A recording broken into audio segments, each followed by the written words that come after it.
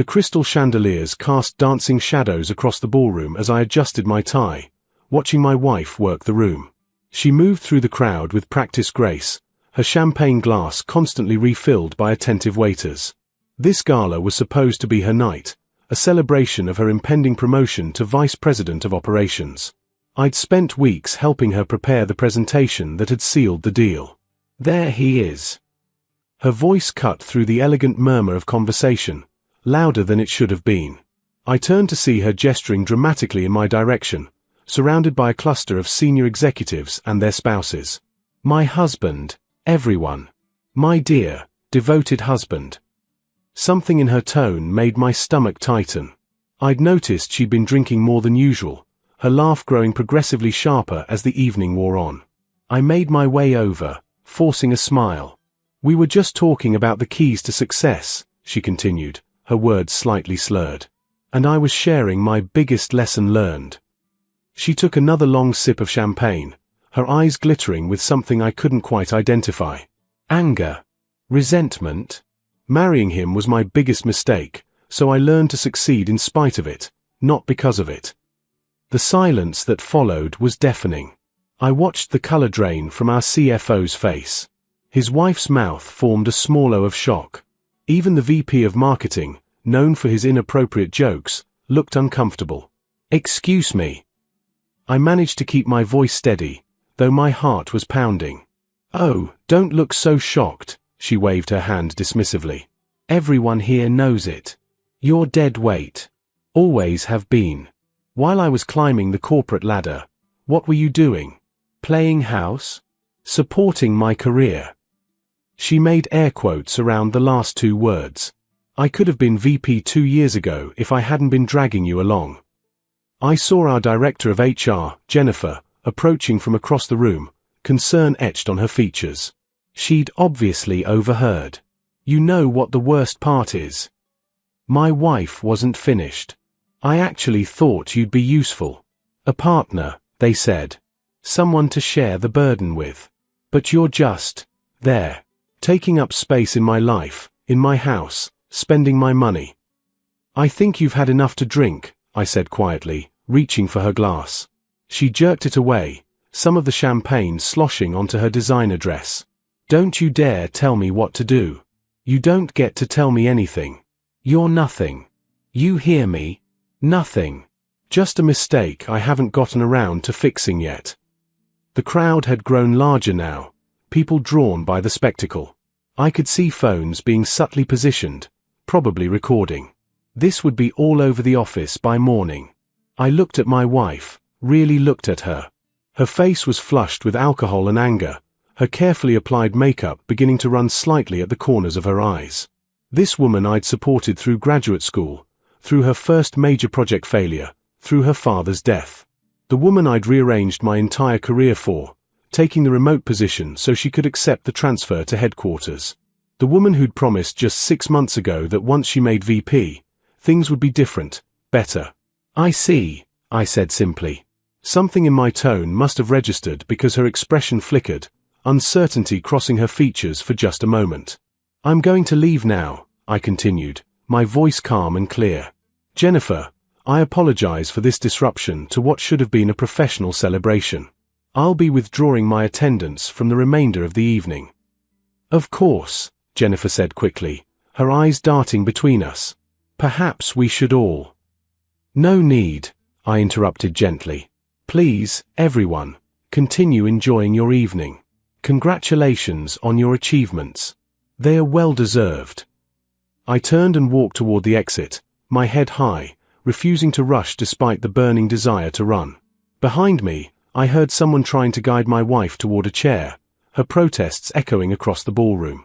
The cool night air hit my face as I stepped outside, and I pulled out my phone.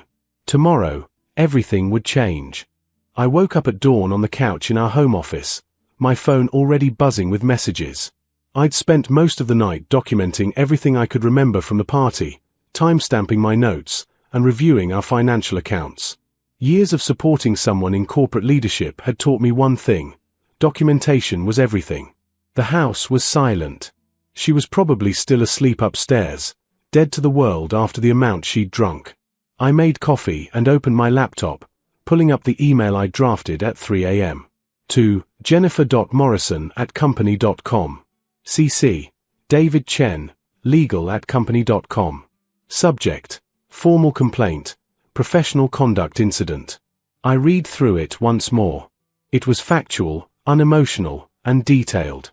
I described the public humiliation, noted the presence of senior leadership and clients, and mentioned the visible recording by multiple attendees. I didn't embellish. I didn't need to. At 6:47 a.m., I hit send. By 7:15, my phone rang. Jennifer, I'm so sorry about last night, she began. I want you to know that behavior was completely unacceptable. I appreciate that, Jennifer. I'm sure you understand why I felt the need to document this formally. There was a pause. I do. And I need to be honest with you, this isn't the first concern we've had about her behavior. There have been incidents with subordinates, comments that bordered on hostile work environment territory. We've been monitoring the situation. My grip tightened on the phone. I wasn't aware. No, you wouldn't be. It's confidential. But last night, in front of executives and clients. She sighed. The promotion announcement was premature. It hadn't been formally approved yet. Given this situation, and the previous concerns, we're going to need to conduct a review. I understand. There's something else, Jennifer continued carefully. Several people recorded video last night. It's already circulating internally. The optics are not good. For her or for the company. After we hung up, I stood at the window watching the sunrise paint the sky in shades of orange and pink. Upstairs, I heard movement. She was awake. I climbed the stairs slowly. She was in the bathroom, leaning over the sink, looking grey and miserable. What happened? She croaked. I feel like death. You don't remember. She turned to look at me, confusion in her bloodshot eyes. Remember what? The party was last night, right? God, I must have really celebrated hard. Did I embarrass myself? I pulled out my phone and played one of the videos someone had sent me. I watched her face as she listened to her own voice. Marrying him was my biggest mistake. The color drained from her face. Oh God, no. That's not, I didn't mean. You meant it, I said calmly. Drunk words are sober thoughts, isn't that what they say? No, listen, it was the stress, and the drinks, and, she stumbled toward me, reaching for my arm. I stepped back. Jennifer from HR called this morning. Your promotion is suspended pending a professional conduct review. Apparently, last night wasn't your first incident. Just your most public one. She stared at me, mouth opening and closing. What did you do? What did I do? I couldn't help the bitter laugh. I filed a formal complaint. I documented what happened. I protected myself, since you made it clear you have no interest in protecting me. You bastard. You're trying to sabotage my career. No, I said quietly. You did that yourself. I'm just making sure there's a record of it. Her phone started ringing. Then mine. Then hers again. The office was waking up, and the fallout was beginning. I walked back downstairs and into the home office, pulling out the suitcase I'd retrieved from the garage at 5 a.m. I began packing my things, laptop, files, the few personal items I kept in this room. She appeared in the doorway. What are you doing? What does it look like? You can't just leave. We need to talk about this. We need to figure out how to fix this. Fix what, exactly? Your career? Your reputation? Or the marriage you publicly declared was your biggest mistake? I was drunk. People say things they don't mean when they're drunk. I zipped the suitcase closed and looked at her directly. Do you love me? She blinked. What? Simple question. Do you love me? Do you respect me? Do you actually want to be married to me? The pause before she answered told me everything I needed to know. Of course I do. It's just complicated right now with work and... Stop. I held up my hand. Just stop. I've given you 12 years. I've moved 3 times for your career. I've been your unpaid assistant, your therapist, your cheerleader. And last night, you told a room full of people that I'm nothing. The morning sun streaming through the windows felt harsh and unforgiving as I loaded the last box into my car. Each trip from the house had been punctuated by her following me, alternating between tears and anger, apologies and accusations. Now she stood in the driveway, makeup-free and disheveled, a far cry from the polished executive who'd commanded the room just hours before.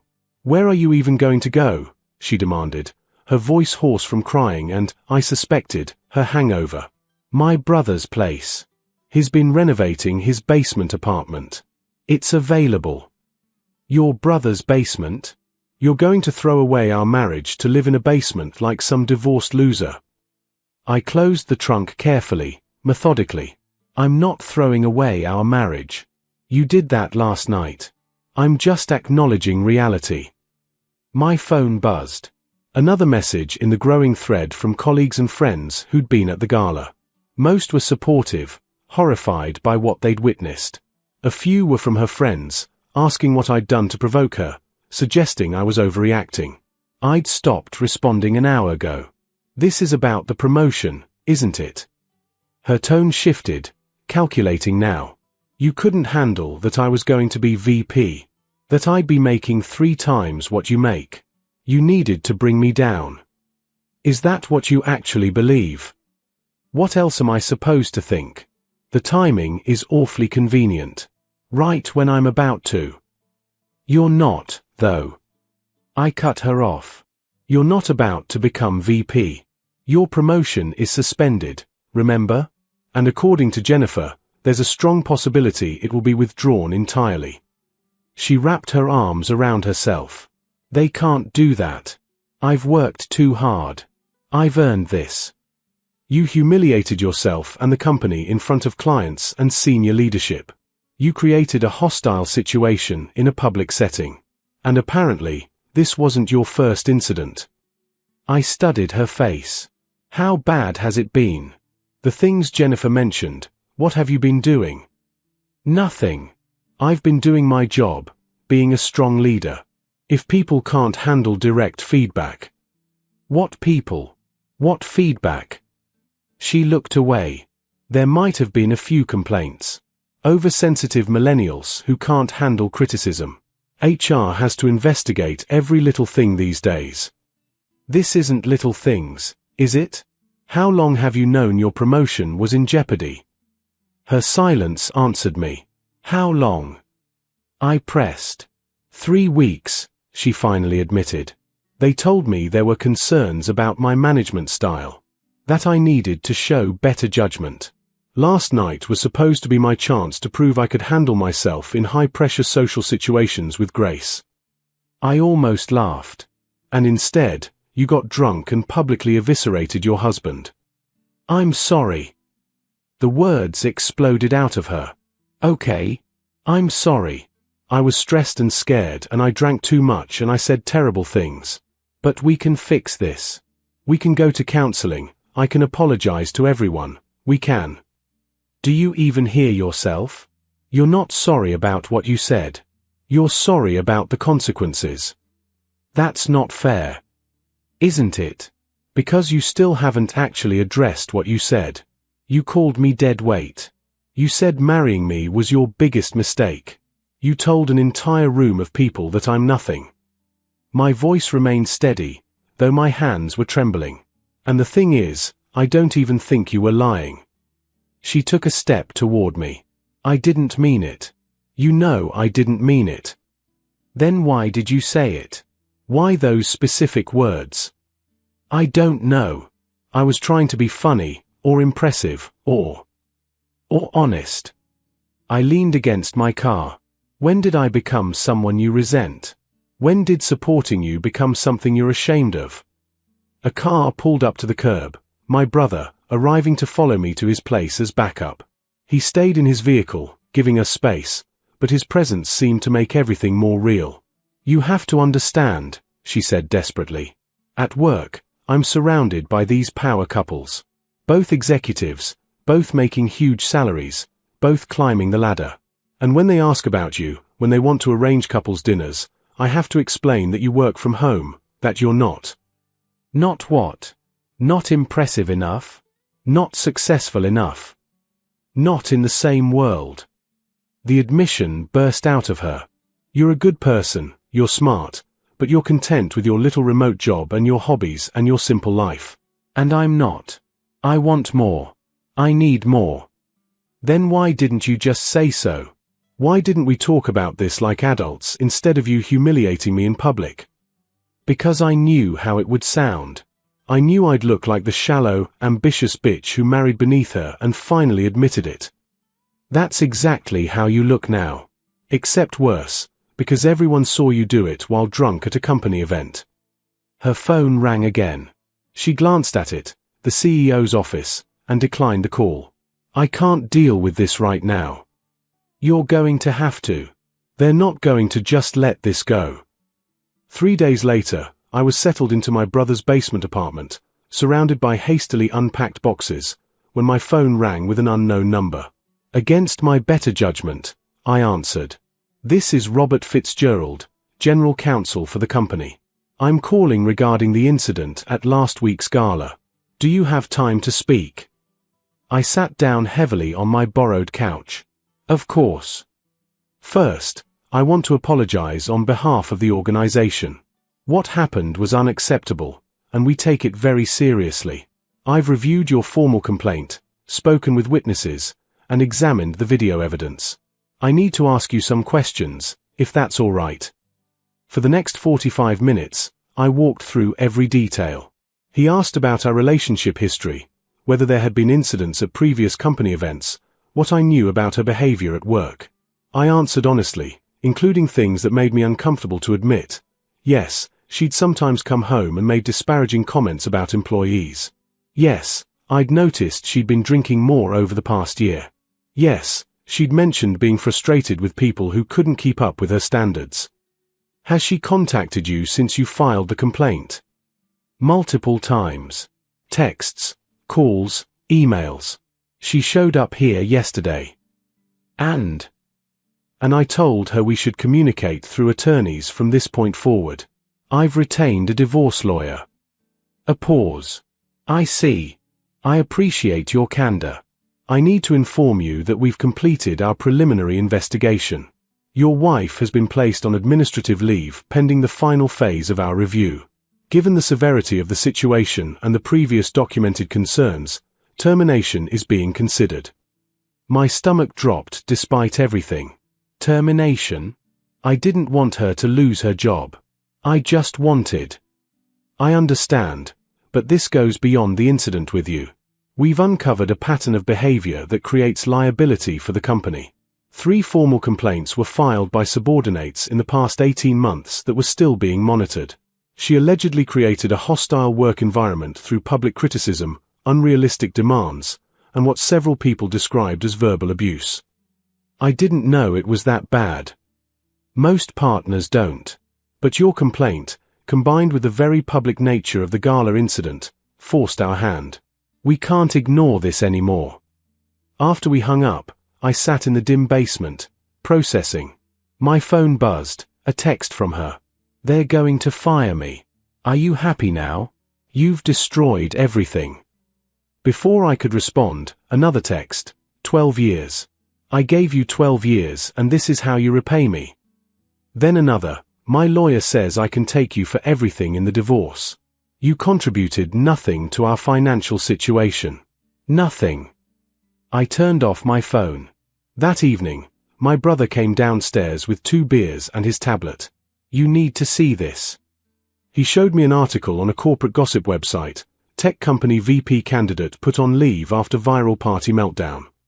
There was a blurred screenshot from one of the videos, her face recognizable despite the pixelation. The comments section was brutal. It's everywhere, my brother said. LinkedIn, Twitter, even TikTok. Someone made it into a meme about toxic bosses. God. I took a long drink of beer.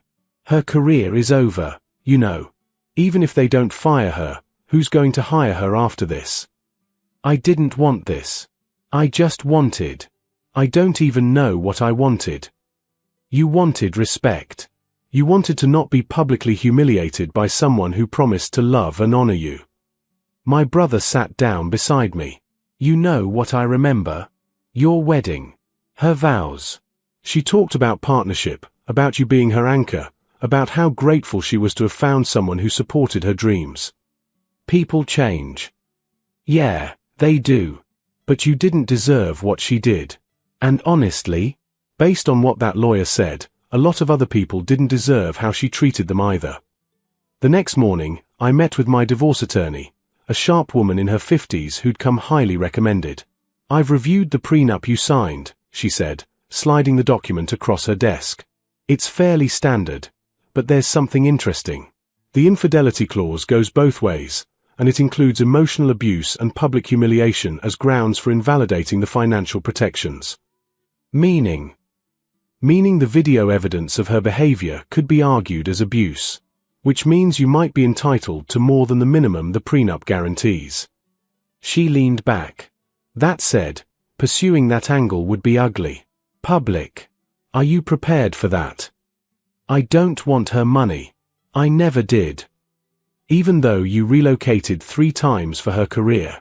Even though you took a lesser position to accommodate her ambitions.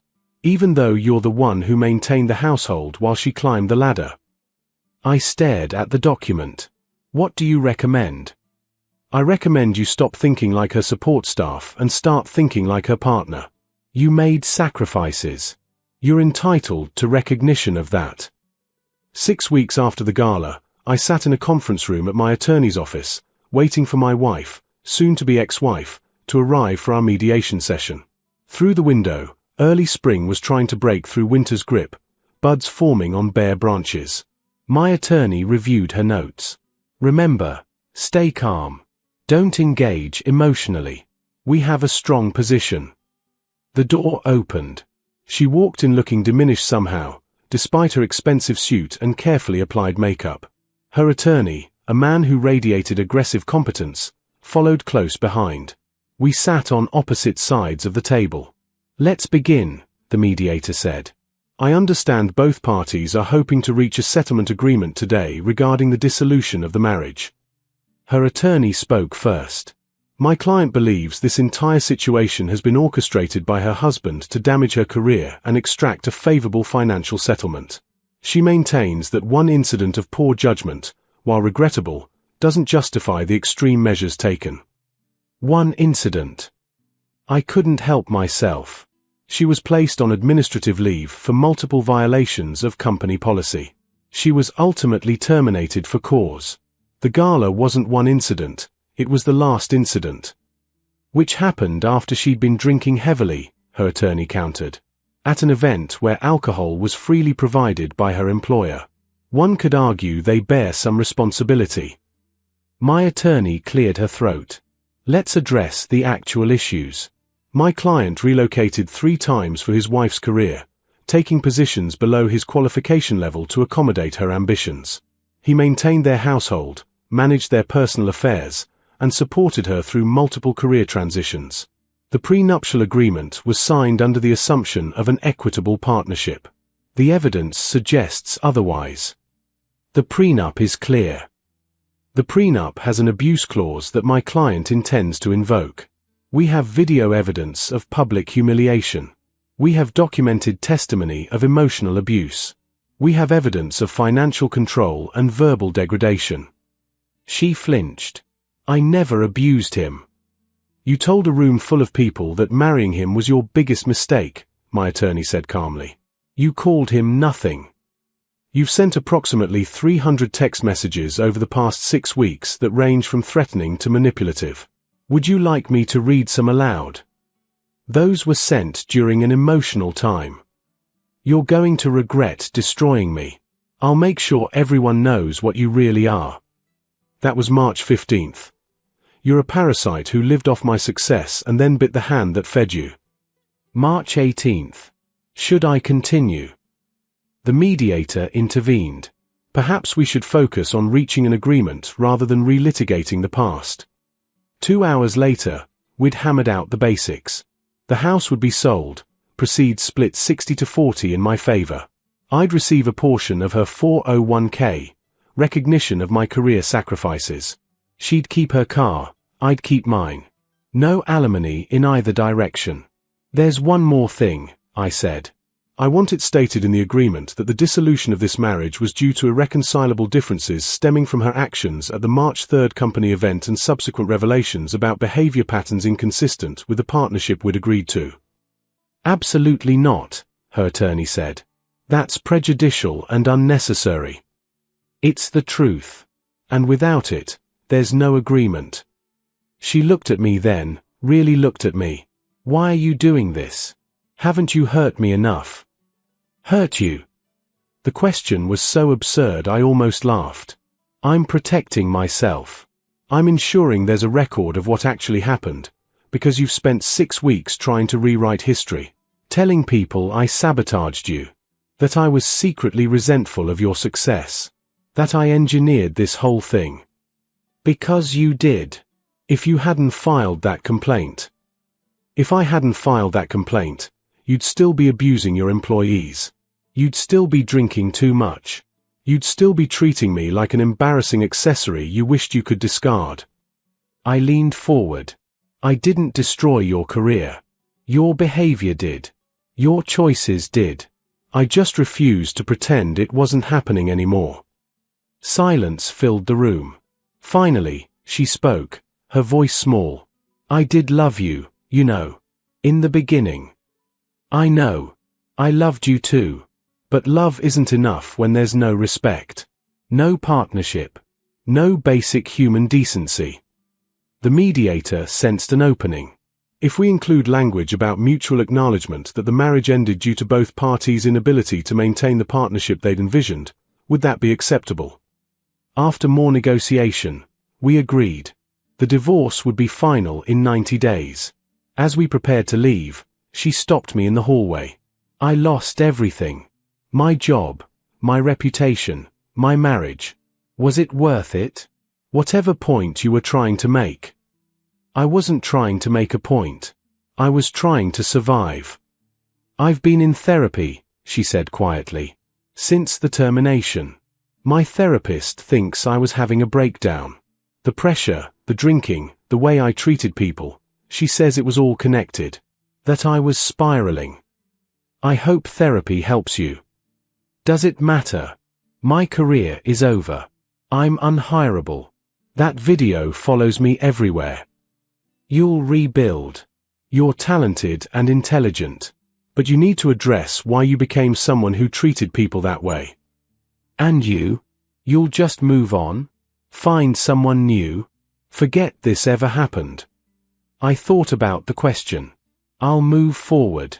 I'll remember what I learned. And maybe eventually, I'll be able to trust someone again. 6 months later, I stood in a small apartment I'd rented, no longer in my brother's basement. I'd accepted a new position, a promotion, actually, with a different company that appreciated my skills. The apartment wasn't much, but it was mine. My phone buzzed with a text from my brother. Dinner this weekend? Want you to meet someone. I smiled. Life was simpler now. Quieter. I cooked my own meals, managed my own schedule, and answered to no one. Sometimes late at night, I thought about the years I'd spent supporting someone else's dreams. I didn't regret them. They'd taught me what I needed, what I deserved. I'd heard through mutual friends that she'd moved to another city, was working as a consultant, that she'd gotten sober, was still in therapy. I hoped it was true. I hoped she'd found some peace. As for me, I was learning to build a life where I wasn't just someone's supporting character, where my worth wasn't measured by how well I enabled someone else's ambitions, where I wasn't nothing. I was learning to be enough, all by myself. And that, I'd discovered, was everything.